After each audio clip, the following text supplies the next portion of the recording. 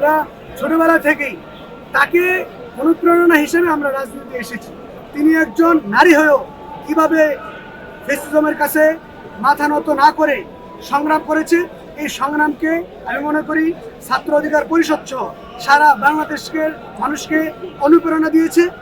বাংলাদেশের ঐক্যবদ্ধের প্রতি কবরের যেন আল্লাহ তাআলা জান্নাতুল ফেরদৌস দান করেন সে ব্যাপারে দোয়া করছে। আমরা বাংলাদেশ ছাত্র অধিকার পরিষদের পক্ষ থেকে এখানে এসেছি, প্রথমে আমরা শ্রদ্ধা নিবেদন করেছি এবং তার জন্য দোয়া করেছি।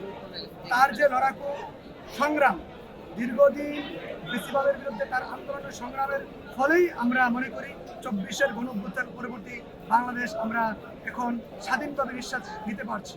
তিনি যদি বিগত দিনে এই লড়াকু সংগ্রামের সাথে সম্পৃক্ত না থাকতেন, যদি গণতান্ত্রিক যে আন্দোলন, এই আন্দোলন তিনি যদি অব্যাহত না রাখতেন, তাহলে হয়তো আমরা 24-এর গণঅভ্যুত্থান আমরা দেখতে পেতাম না।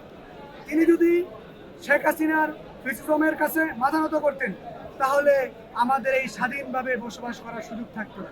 তাই আমরা মনে করি ছাত্র অধিকার পরিষদ এবং সারা বাংলাদেশের মানুষ একই সাথে মনে করে তার লড়াকু সংগ্রামের ফলেই 24-এর গণঅভ্যুত্থান হয়েছে। এই জন্য আমরা এখানে ফুল দিয়ে শ্রদ্ধা নিবেদন করেছি এবং তার জন্য দোয়া করেছি আল্লাহ যেন তার কবরকে জান্নাত নসিব করেন এবং আগামী দিনে তাকে স্মরণ করে সকলেই যেন এই বাংলাদেশকে ঐক্যবদ্ধ হয়ে কাজ করতে পারে, এই আশা আমরা ব্যক্ত করছি।